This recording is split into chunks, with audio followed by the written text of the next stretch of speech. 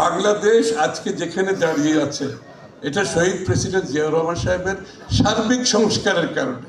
দেশ স্বাধীন করার পরে নতুন বাংলাদেশ, যে সকলের জন্য একটি নতুন বাংলাদেশ গড়ার যে প্রত্যয় উনি নিয়েছিলেন, সেটা কিন্তু উদাহরণ খুবই কম আছে।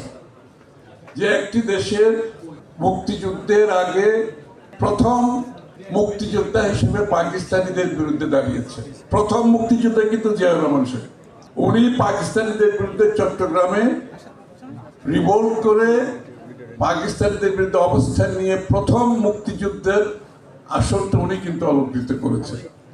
পরবর্তীতে প্রথম ঘোষণার মাধ্যমে, বাংলাদেশের স্বাধীনতার ঘোষণার মাধ্যমে উনি বাংলাদেশের মানুষকে যুদ্ধে অংশগ্রহণের জন্য পুরো দেশের মানুষের মধ্যে যে আকাঙ্ক্ষাটা ছিল, যে মনের ভিতর যে একটা চাপ ছিল, সেখান থেকে উনি মুক্ত করে সবাইকে যুদ্ধে নামাতে সক্ষম হয়েছে।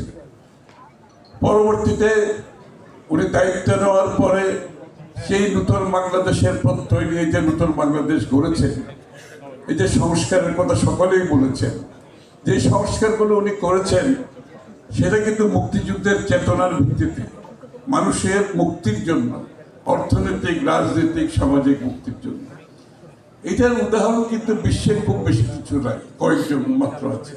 আপনি আমেরিকার জর্জ ওয়াশিংটনের কথা বলতে পারেন, যিনি নিজে যুদ্ধ করেছেন, যিনি পরবর্তীতে দায়িত্ব নিয়ে আমেরিকাকে একটি সত্যিকার অর্থে যে ফার্স্ট অ্যামেন্ডমেন্টের মাধ্যমে আমেরিকা, আগামী দিনের আমেরিকা কি হবে সেটা সেদিন তারা সিদ্ধান্ত নিয়েছেন। একটা গণতান্ত্রিক অধিকার, অর্থনৈতিক মুক্তি, সামাজিক মুক্তি, রাজনৈতিক মুক্তি আর সংস্কারের কথা তো অনেকেই বলেছেন, আমি এগুলো রিপিট করতে চাই না।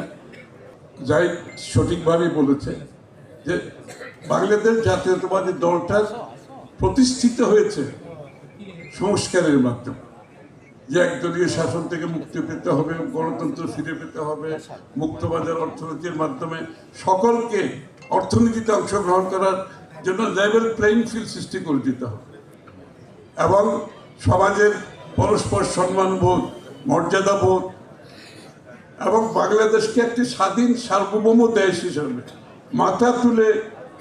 মাথা উঁচু করে তোলার যে কথা প্রথম জিয়াউর রহমান সাহেব করেছেন এবং এই অঞ্চলের সাত গঠনের মাধ্যমে বাংলাদেশের যে অবস্থান উনি সৃষ্টি করেছেন, সেটা আমাদের পার্শ্ববর্তী যে বড় দেশটি আছে সেই দেশটির সাথে কোনো রকম সংঘাতে না গিয়ে বাংলাদেশের অবস্থান কিন্তু উনি সুদৃঢ় সার্বভৌম রাষ্ট্র হিসেবে, গর্বিত রাষ্ট্র হিসেবে বিশ্বের সামনে মাথা তুলে দাঁড়িয়েছে। এবং সেটা মুসলিম বিশ্বে হোক, সেটা নন অ্যালাইন মুভমেন্টে হোক, সেটা পশ্চিমা বিশ্ব হোক, প্রত্যেকটি জায়গায় উনি বাংলাদেশের অবস্থান সুপ্রতিষ্ঠিত করেছেন।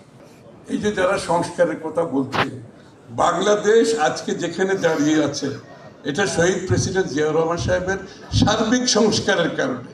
অর্থনৈতিক সংস্কার, রাজনৈতিক সংস্কার, সামাজিক সংস্কার, সব কিছুর উপর দাঁড়িয়ে বাংলাদেশ শেখ হাসিনার 15 বছর নিপীড়ন, নির্যাতন, অত্যাচার, লুটপাট, প্রতিষ্ঠানগুলো ধ্বংস করার পরও বাংলাদেশ আজকে যেখানে দাঁড়িয়ে আছে সেটা হচ্ছে শহীদ প্রেসিডেন্ট জিয়াউর রহমান সাহেব যে ভিত্তিটি স্থাপন করেছিলেন। সেই ভিত্তিটি এত শক্তিশালীভাবে উনি করেছেন, এত নির্বিচার, এত অত্যাচার, এত নিপীড়ন, এত লুটপাট, এত আপনার দুর্নীতির পরও বাংলাদেশ কিন্তু এখনো দাঁড়িয়ে আছে।